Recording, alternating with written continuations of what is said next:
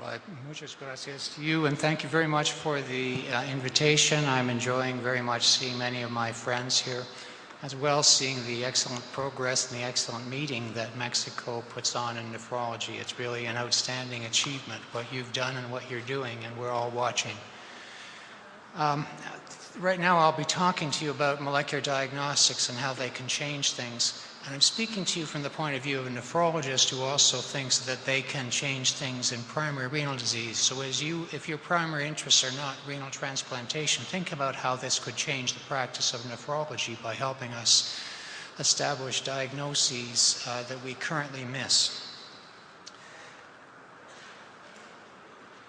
So this afternoon we'll be talking about acute kidney injury and chronic kidney disease and the lessons we're learning from transplants as a model. But today we'll learn about rejection. We'll learn why we need a molecular system and how a molecular system works.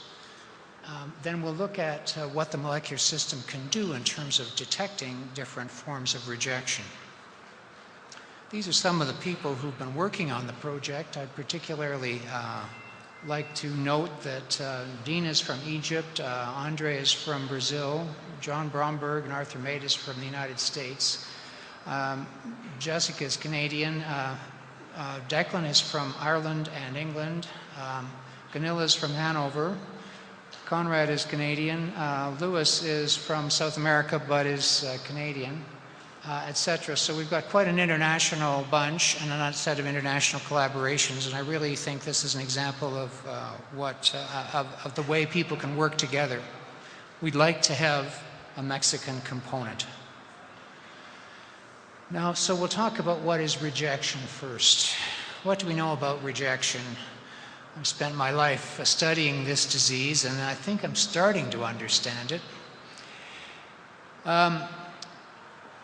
Through the 1980s, we recognized in looking at patients that there was a form of rejection that wasn't the same as the conventional form.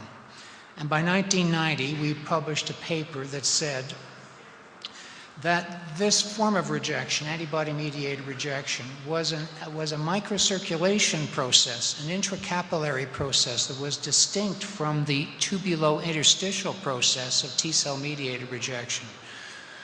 So we said that the typical lesions of T-cell mediated rejection, such as tubulitis and interstitial infiltration, were not present. Instead, there was endothelial injury in the microvasculature, and that actually turns out to be the basis of the disease definition.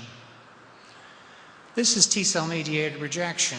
We think that there's a cognate antigen-specific T-cell recognition process occurring in the interstitium.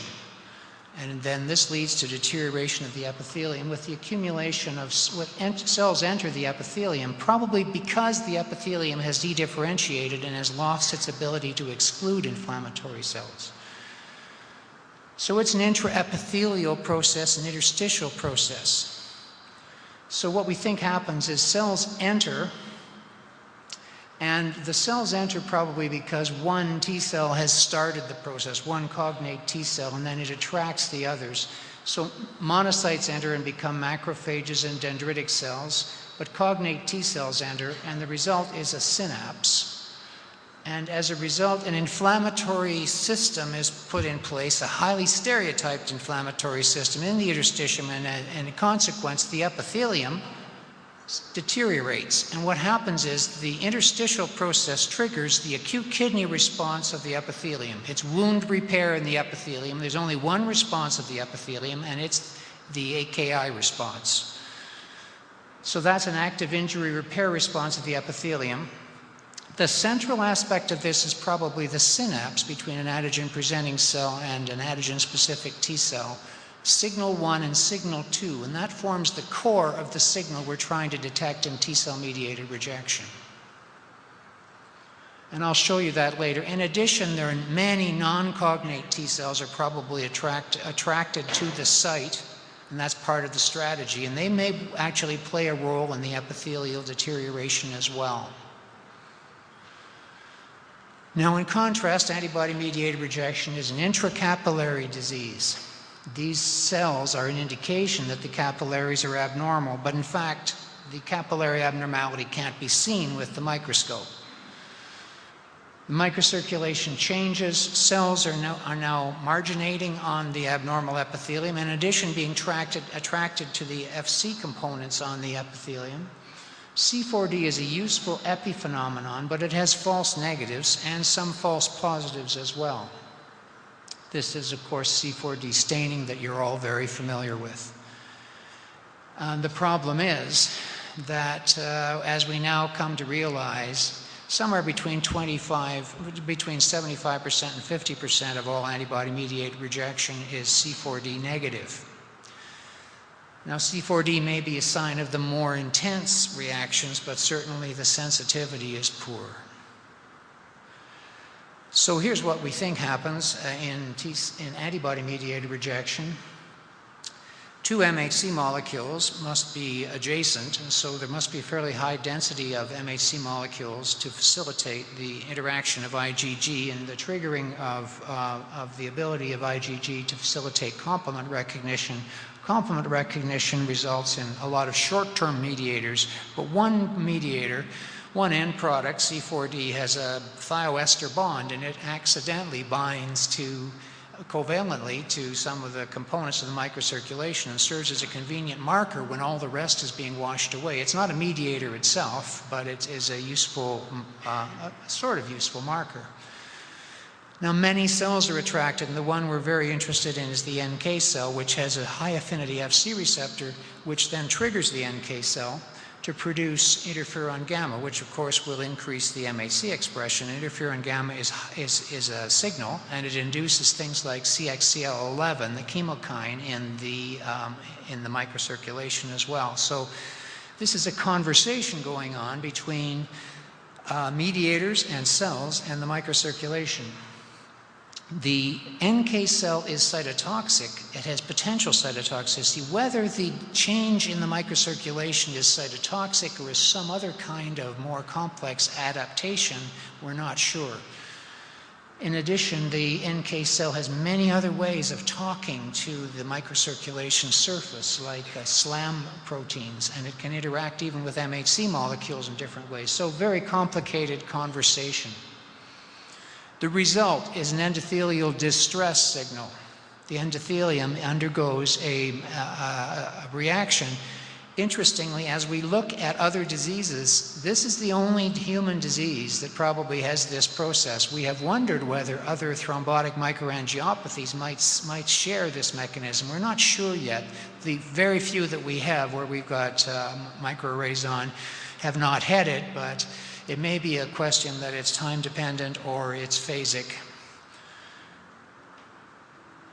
Now, over time, double contours will emerge, and the double contours are time-dependent, and we think that they usually take about a year, and we're seeing this in the studies we're doing with Christophe Legendre and Alex Lupi in Paris, and we're seeing that in people who have antibody-mediated rejection. The signal is there for a long time, but the double contours only appear after about a year, so that's a time-dependent lesion. Now, in our Genome Canada study, we were able to get a large grant to do prospective indication biopsy studies. Consented prospective studies are the way this area will be sorted out. It will not be done by retrospective, let's get a bunch of stuff from the freezer. This has to be consented prospective. And I'll tell you more about that, but at any rate, what we found is, as we observed the patients with their various diagnoses, and we published this in 2009, the early case mix in an indication biopsy study is self-limited or treatable diseases. Vasomotor calcineurin inhibitor toxicity, and acute kidney injury, T-cell mediated rejection. The late case mix is really quite different. It's antibody-mediated rejection, and we found that about more than half of these are C4d negative, and some of them are associated with non-adherence. There is recurrent glomerulonephritis, there's a little bit of papillomavirus, and so it's a case mix, though a very serious and often untreatable disease is much more difficult, and the result is that time is a huge determinant of what happens after an indication biopsy. Late biopsies are very bad for the patient's outcome because of case mix. Now, T-cell mediated rejection by itself does not influence the survival after an indication biopsy. And a lot of myths have been built up about this because of misinterpretation of the biopsy studies, and we have taught generations of young people that rejection causes future graft loss. It does not. T-cell mediated rejection does not change your prognosis after treatment. And that's diagnosed by histology. Antibody-mediated rejection has a huge effect on your prognosis, and that's because we don't manage it very well. We don't know how to treat it. There are no good prospective treatment studies of antibody-mediated rejection, and there's no commitment in industry yet to do any phase 2, phase 3 studies which can give us the evidence basis that we need for practice. So the teaching point here is that the belief that rejection increases future graft loss is not correct. T-cell mediated rejection does not increase failure because we can treat it. Antibody-mediated rejection increases failure because we have such poor treatments for it, but it's not inherently fatal about antibody-mediated rejection. It's just a management issue. We have to learn how to manage it. Now, I just wanted to say for you young people, this takes a long time. Progress is very slow. And you could be discouraged by this slide or not. So we described this disease in 1990. So now we can recognize it. Now everyone says it doesn't exist, antibody is nothing, don't worry about it, there's no such thing, etc. So then C4D came along and it made it possible to see some of these cases. The problem was that the pathologists then got together and did one of their consensus chats, and they decided, well, then we can only diagnose if C4D is positive. So this is wrong, but it now has taken another 11 years, and they still haven't come up with a way of diagnosing C4D negative. There's no consensus about the diagnosis of C4D negative. So progress is slow. Don't be discouraged. Now, one of the things, and you saw this slide last night, and I'm seeing this slide in everyone's presentations now. This is Joanna's study, and Joanna's back in Barcelona now, but when Joanna was with us, she studied our case mix, and she did attribution. She tried to account for every failure we'd seen after the indication biopsies, and what she found was, going back to medical records, that about 65% of the failures we could attribute to antibody-mediated rejection or pretty strong evidence for antibody-mediated rejection. There's a set of cases also that have mixed rejection. They're mostly non-adherent, interestingly enough. A set of cases with recurrent glomerulonephritis, of course, you'd expect that. Polyomavirus, and in addition, we found that some cases fail during complex medical illnesses. The patient goes into the intensive care unit with a complex medical illness, and the kidney fails during that period, and maybe the patient survives. So there are other complex causes, but the big problem was that of the cases that failed with an antibody component, about 48%, the physician had recorded independently of the study concerns about adherence. And that's how we've come up with this, and we think that adherence is a major issue in all of medicine and in transplantation in particular. Anyone who manages hypertension or diabetes also knows about adherence problems. So we're part of a much more general problem in medicine. We're developing a molecular score because we think that there's a molecular phenotype of the non-adherent patient, and the molecular phenotype is they have antibody-mediated rejection and they have a T-cell component because of their failure to use the prescription. So that may be how we can actually molecularly diagnose non-adherence. Now, what do I mean by the need for new diagnostics? So this is an unmet need in all of medicine. So pathologists admit that histology is not good enough in their own literature. In 2003, Peter Furness, after a number of international studies among pathologists using the Banff lesions, said that pathologists using the same lesions and rules, not only was the agreement poor, but it was resistant to training. It couldn't be improved. International variation in histologic grading is large, under-recognized, difficult to improve, and almost certainly of major clinical relevance. Urgent steps are required, but obviously histology is not the answer. So when we look at the kappa values, and the kappa values are the chances that two of you would agree on something. And you're assessing something. Now, if it's chance alone, the kappa value will be 0. If you're basically just no agreement except by chance, if you're in perfect agreement, the value is 1. Most Banff lesions that are important have a kappa value of about 0.2, which isn't much better than a coin toss. Now we're not making this stuff up. Now, why do we get away with it? Prior probabilities. The patient has a phenotype, the clinician thinks it's something, the pathologist sees lesions, and the prior probabilities help us to not make more mistakes. So, for example, tubulitis, the kappa value is less than 0.2. The number of glomeruli present, the kappa value is 0.5. The chronic allograft nephropathy, transplant glomerulopathy, kappa value is 0.11. The neutrophils and peritubular capillaries, the kappa value is 0.13. We're in coin toss country.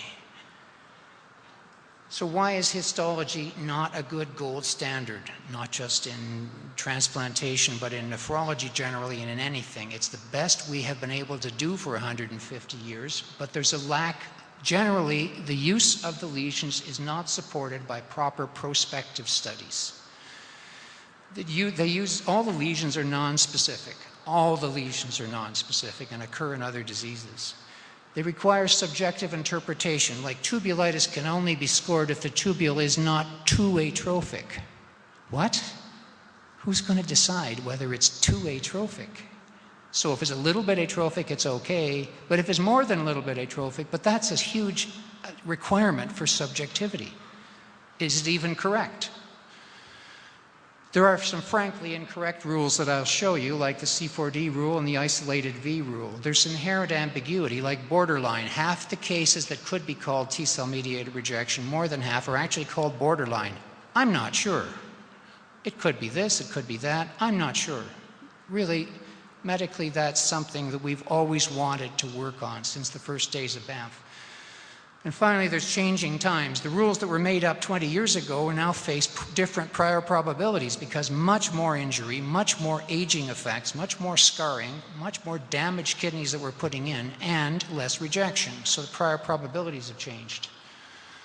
So our approach has been a molecular microscope, and in this we're, like other areas of medicine, we're trying to do this with inflammatory bowel disease as well, but cancer is the area that led the way. And after studies since the 1990s, cancer is now starting to have some successes with this. And the idea is that centralized high-throughput measurement systems on biopsies can add value to the existing diagnostic systems. So these are beginning to impact breast cancer and colon cancer, and the two examples I'll discuss are Oncotype DX and MammaPrint. Breast cancer, of course, has a background in molecular phenotyping because of estrogen receptors and progesterone receptors, and their big success was HER2, which guides the use of a very effective treatment, Herceptin. Now, they're now using multiple gene expression measurements based initially on microarrays, but in some cases translated into RT-PCR platforms. And the two examples, and my sister had a breast biopsy and it was sent to Oncotype DX and she got back a number, 19. And if 19 is a good number, if it had been 76, that would have been really bad news. And so that what's happening is the molecular measurements are being compared to a database of hundreds or thousands of other people, and then her prognosis is being predicted by equations. And that's very useful because it eventually starts to learn more. It learns from the cases as time goes on, which is very much like your brain does over time in the clinic. So what we're doing is we're taking the system which we know and love, the system of Rudolf Virchow, from the Charity Hospital in Berlin, and we're adding Watson and Crick from Cambridge. And we think that we can get information about diagnosis, activity, stage, guidance for therapy or theranostics, measurement of response to therapy, and prognosis. And we can do this in transplantation and then go on to the rest of nephrology, the rest of inflammatory bowel disease, etc. So the system goes like this. We get a biopsy from a clinical trial or a patient in the clinic, and we start collecting the conventional information. For example, we like to have the donor-specific antibody. We like to get the histopathology. And then we assign a conventional diagnosis. And then one 18-gauge needle core, or a portion of a core, or in the case of gut or heart, bioptome bites, are then processed. Now we can use a lot less tissue than that, but we want to get enough tissue to sample. We want a valid sample, and an 18-gauge needle core is plenty for an adequate sample. Then it's stabilized in RNA later, and then that's easy to work with. You could snap freeze it as well, but snap freezing means that it's difficult to handle in the future. You have to be very careful when you unsnap freeze it that you don't destroy the tissue. But RNA later is a very stable, and it's an excellent platform to work with. We can actually just drop the biopsy in RNA later. We can send it through the mail.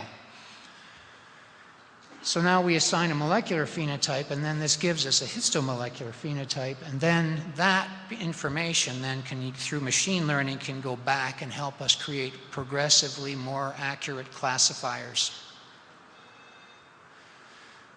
So we think that this is a central diagnostic system using microarray measurements of transcripts in the biopsy core to interpret the state of the kidney. It can assign the probability of T-cell mediated rejection, antibody-mediated rejection, acute kidney injury, atrophy, scarring, and assign a more accurate prognosis than we've ever had in nephrology. Interestingly, there's no signal from calcineurin inhibitor nephrotoxicity, which is a point to discuss maybe later. So what we do is we collect the biopsies, we collect as much granular information as we can, we populate the database with all the other information we can get our hands on, and eventually the patients reach outcomes. These patients are very enthusiastic about this because once you're a kidney patient, you're always going to be a kidney patient, and they're very committed to the studies, and they ask us about it in the clinic. So these are prospective, consented, IRB approved studies. So now we have two biopsy sets. The original Genome Canada study we call Biopsy for Cause 403, and the Intercom study, which I'll show you, is a validation set. We've worked out all the diagnostic system on the BFC 403, and we're simply validating the equations now on Intercom, as I'll show you. We don't use protocol biopsies because we don't think they're useful. Now, the molecular definition of T-cell mediated rejection. First of all, you have to start to train the system, and we said to 3 excellent pathologists, help us by grading these biopsies independently, and they did, and then we compared their sensitivity and positive predictive value for one another. And so the sensitivity is about 50% agreement on whether a biopsy has T-cell mediated rejection. Now remember, these are abnormal biopsies, they're indication biopsies, and the agreement between 2 expert pathologists whose names you would know is about 50%.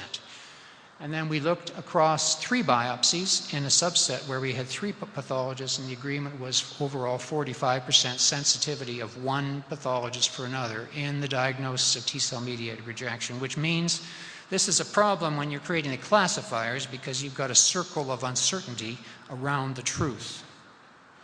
However, we then take the labels of the existing biopsies and we divide the biopsy set into 10, and these are called folds, 10 parts. We take use 9 parts then to create. First of all, we do t-tests to find the molecules associated with the phenotype. Then we use a method called LDA to create equations, which then predict. And we then predict the nature of the biopsies in the left-out fold. And we do that 10 times. Now every biopsy has a prediction. It's never participated in the equation that gave it a prediction. And then we do that 100 times. So now we've got 1,000 equations for assessing the system, but each biopsy has only been rated by an equation that it didn't participate in. So that's how the equations were generated to diagnose T-cell mediated rejection and antibody mediated rejection. Now the output looks something like this, and let me just walk you through this because it's kind of fun at the clinical level. These are the histologic diagnoses on the x-axis: antibody mediated rejection, T-cell mediated rejection, mixed rejection, borderline, polyomavirus, glomerulonephritis, acute kidney injury, no major abnormalities. Some of these biopsies were up to 35 years post-transplant. It's whoever was in the clinic and had a problem and had an indication biopsy. Some are 7 days. So the whole case mix that you would see in the clinic, you're seeing on the slide. So here are the T-cell mediated rejection scores on the y-axis. Now the high scores are mainly in early biopsies, less than 1 year, which are gray. And they're almost always in many of them are in cases where T-cell mediated rejection has been diagnosed, but some are in cases where borderline was the diagnosis. Some are in cases where the diagnosis was antibody-mediated rejection, but we're finding that in fact it's not just antibody-mediated rejection, it's mixed. Some are in cases where there had been a lot of scarring and the diagnosis couldn't be made. So we're finding some new things about the population from the scores. Now this is the signal that we're getting from the t-tests on T-cell mediated rejection versus everything else. What we're seeing is T cells and dendritic cells and macrophages talking. It's not the usual things that people have said were diagnostic of rejection. It's actually much closer to the T-cell synapse. So we're seeing T-cell signals associated with signal 1 and signal 2. Dendritic cell signals and immature dendritic cell signals, monocyte macrophage signals, and then a variety of interferon gamma-induced signals in the tissue. And that's what the t-tests have generated across 1,000 questions. Show us the T-cell mediated rejection molecules compared to everything else. If you ask it 1,000 different times, those are the molecules that come out. The score correlates with the lesions. So the presence of the lesions, the biopsies with high scores have a higher higher chance of having the lesions. So the score predicts across all the biopsies. It also predicts within the biopsies that have T-cell mediated rejection or borderline, it predicts the likelihood that you'll have tubulitis and what the score is going to be, and the likelihood that you'll have interstitial infiltration. Well, that's very satisfying. That's what you would expect. The score also predicts whether 3 pathologists will agree. So if the score is high,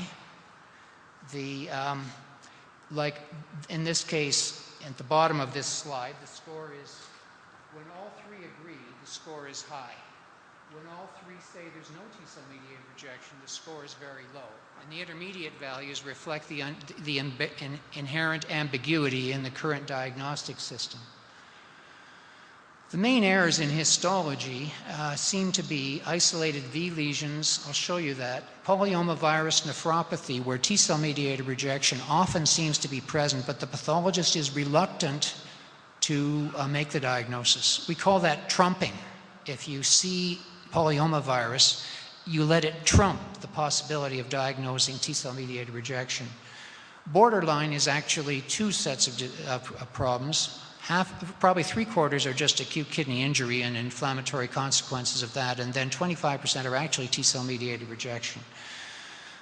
Scarring gives false positives because tubulitis is invalid, and acute kidney injury scarring gives false negatives in histology because the tubulitis can't be scored. If the kidney is scarred enough, there's not enough unscarred tissue to score any tubulitis, so you can't have T-cell mediated rejection by histology, but you can have it, in fact. And of course, acute kidney injury gives inflammation, tubulitis and interstitial infiltrate, and it can give you a false positive. When we looked at the isolated V lesions, we found that of 24 isolated V lesions in the biopsy set, only 4 had a strong T-cell mediated rejection signal, and the rest were either antibody-mediated rejection or acute kidney injury. Yet they're all being called T-cell mediated rejection by the Banff system. So that's 20% correct or 80% wrong. So then when we're trying to put this together and get an idea of how the 2 systems work with one another, we initially find there's a lot of disagreements, and now we can get an accounting of the disagreements. So in the cell between histology saying other and positive scores, there were 18 biopsies. Almost all of these were attributable to known errors in histology. In the score, when the score was negative, but histology called it positive, that was due to incorrect isolated V lesions, recent parenchymal injury, and in some cases previous treatment had sterilized the molecular changes but left the histologic changes. So when we correct for those, we get a very strong agreement between the histology and the molecular score. The molecular T-cell mediated rejection has no impact on graft survival, just the same as histologic T-cell mediated rejection has no impact.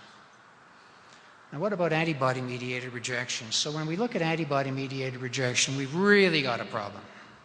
Because even after the last Banff meeting, the pathologists did not agree on how to diagnose C4d negative T-cell mediated rejection. Perhaps, antibody-mediated rejection, the commonest disease that we're going to see in the indication biopsies, but we can't make the diagnosis by histology. So this imposes a problem which is common across molecular medicine now, that the gold standard of making diagnoses is so poor that you have to take that into account. And the science of dealing with the flawed gold standard is emerging, but it's still moving on. If a perfect test faces a terrible gold standard, the perfect test would be thrown out if you're just looking at sensitivity and positive predictive value, because it's going to look awful. The truth will look awful when it's compared to a flawed gold standard. So how are we going to know? Well, you study the patients. That's how you're going to know it. It's going to take a long time, but that's where we're going. So now when we look at antibody-mediated rejection, the y-axis shows you the antibody-mediated rejection score, which is the endothelial activation signal.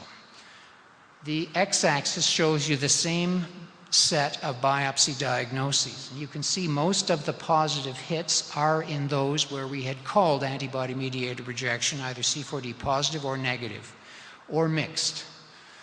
We're also getting a few hits in other areas. We're not sure of the significance of those.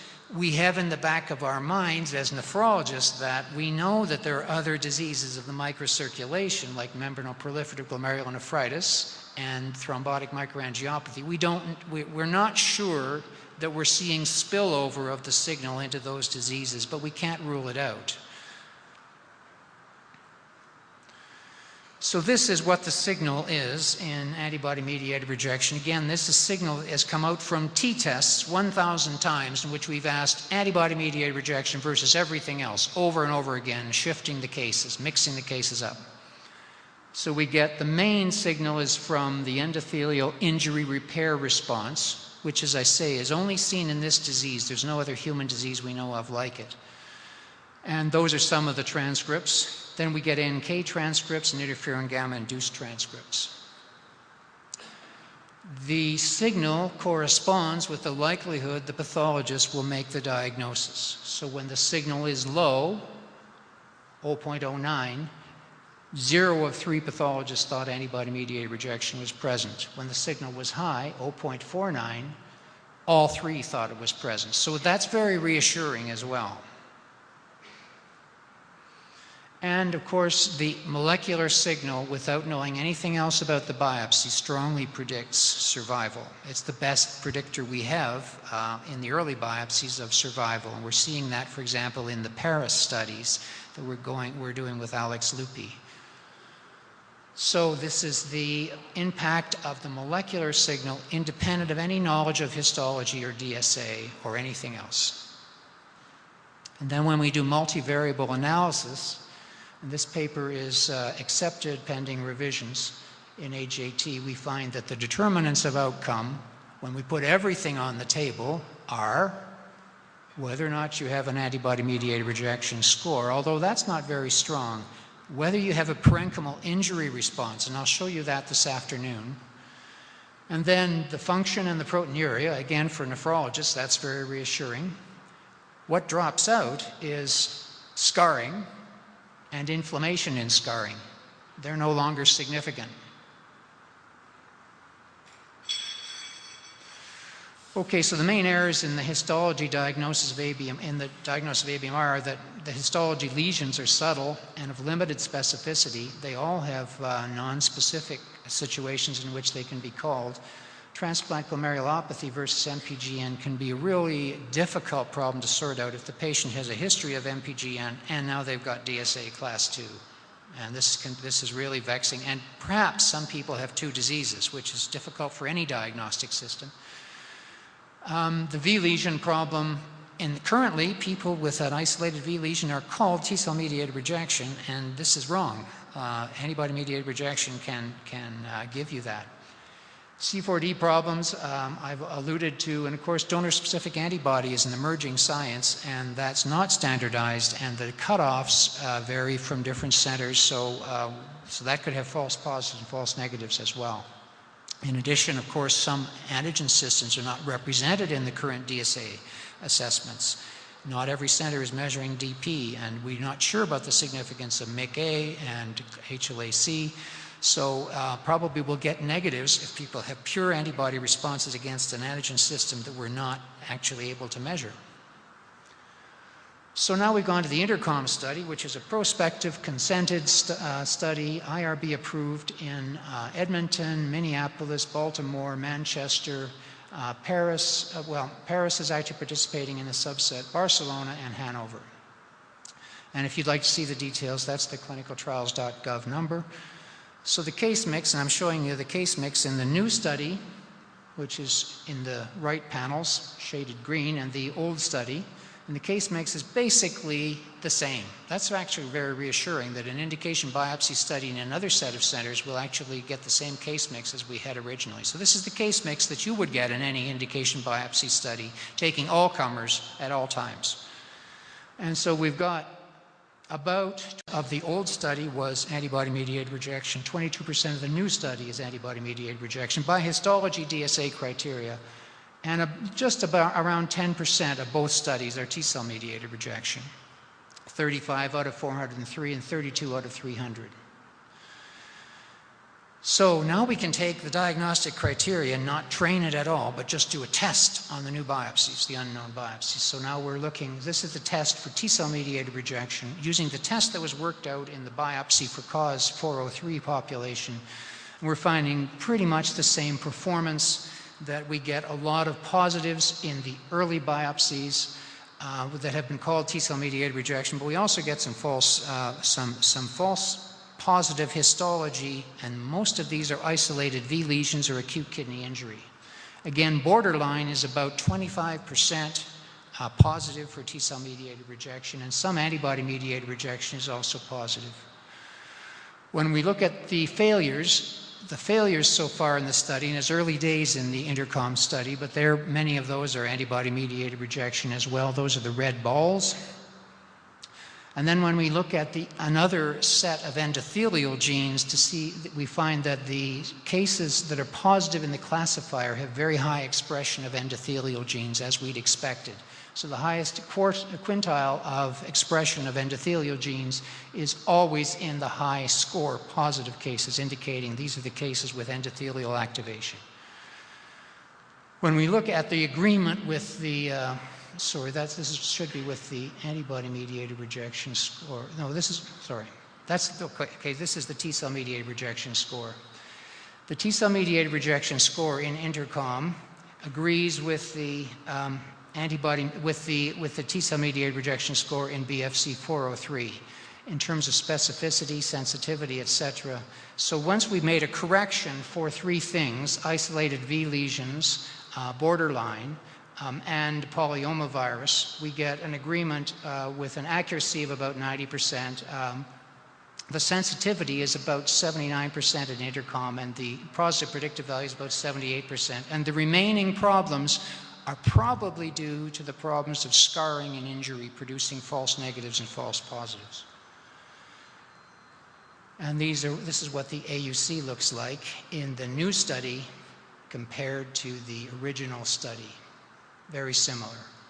These are the corrected AUCs.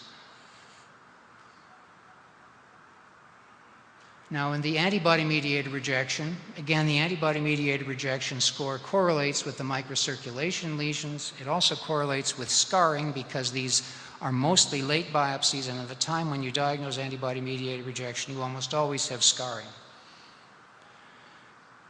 It correlates with the presence of circulating donor-specific antibody, even though the test does not know whether the patient has donor-specific antibody, but the donor-specific antibody is positive. So when the score is high, when the DSA is positive, the score is much higher than when the DSA is negative. And in relationship to the diagnosis now, the y-axis again is the antibody-mediated rejection score, and the score is mainly positive in the cases, in late cases, red, and mainly positive in those that have a diagnosis of antibody-mediated rejection. But the intercom pathologists are not making the diagnosis quite as accurately as the original pathologists did because they haven't seen the system. So we're getting things like they're calling transplant glomerulopathy a lot in cases that are flagrantly antibody-mediated rejection, but they're not making that diagnosis. In some cases, they're not actually doing DSA assessments, and so they're missing diagnoses. So that seems to be what's going on in many centers, that antibody-mediated rejection is not being recognized. And yeah, this is, so what are we going to do with this? And then I will take questions.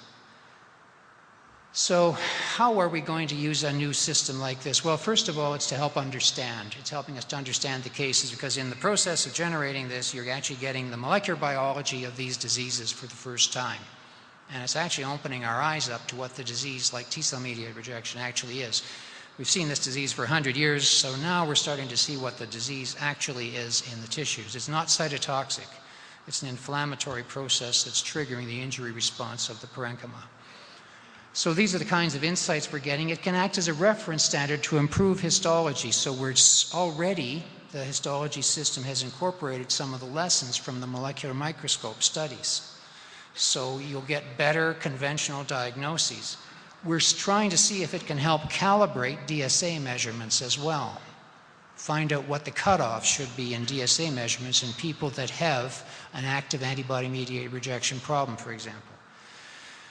It can be a guide to therapy, we think, so that this signal, we hope, is something that if you can extinguish it, it will show that that's beneficial to the patient. So you could follow the signal in trying to see whether or not you've successfully treated the disease. That would be an important tool in the clinic, an important tool in clinical trials, and it would be important in helping industry to see that they can actually have some success in our field. It can act as an independent assessment of biopsies, so people are sending us problem-solving biopsies, and we've seen some very interesting situations now. People are sending us their biopsies in RNA later, and we're sending them back an answer, and we're following up on that. And finally, it can be integrated with the conventional diagnosis. Why are there discrepancies between these two major platforms? Why don't we have perfect agreement? Well, it's easy to say that there are histology errors like isolated V, donor-specific antibody errors, but there are also probably molecular errors. These equations may not be perfect yet, and we are going to have to refine the equations. I think that there is disease heterogeneity, and this is what we're seeing in breast cancer. Breast cancer starts out as a disease. It's now 60 diseases. And it's not going to be easy. You start out with a sort of global collection of all the cases that you think have the same thing, but you find out really they don't, or else one is active and one's not, one's at a different stage. So it could be activity stage, diagnosis, or disease heterogeneity, which gives us different answers with different platforms, and we're ready for that.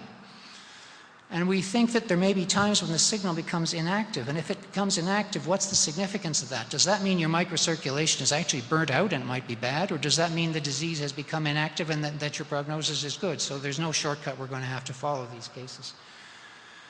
So in conclusion, I think histology alone is not going to meet our clinical needs, and it can't probably be improved much beyond its current 150-year performance. Other areas now are relying more on molecules and on the integrated phenotype. Don't think of this as competition. Think of this as an extension of what we can do clinically. And this area is being led by clinicians.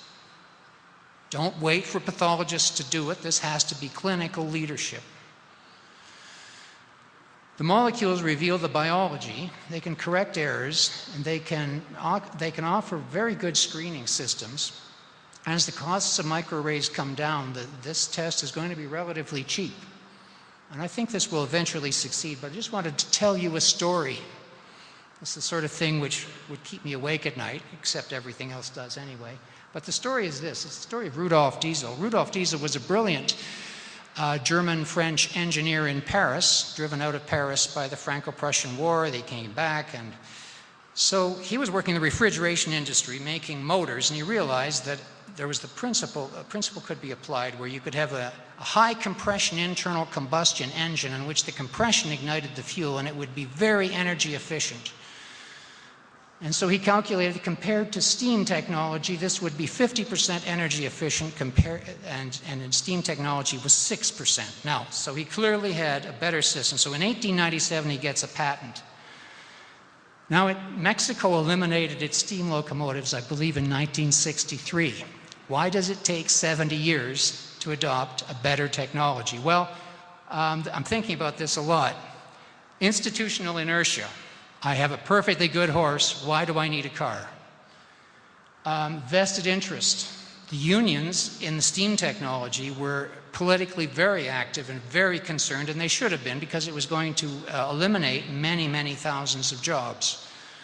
And of course, diagnostic systems that are out of date it's a threat to out-of-date diagnostic systems. There are technical challenges. So poor Rudolf in 1893 found out the problems of making a high compression engine. It blew up in his face and put him in the hospital for 3 months. So there are engineering challenges with a new technology, and we're facing that too. How do you engineer this so it's a fully automated system?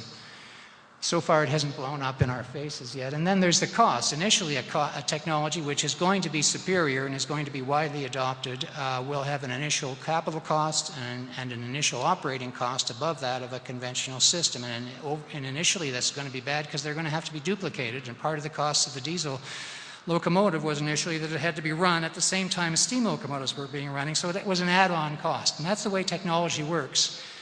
But don't be discouraged. Molecules are coming, and it's going to be good.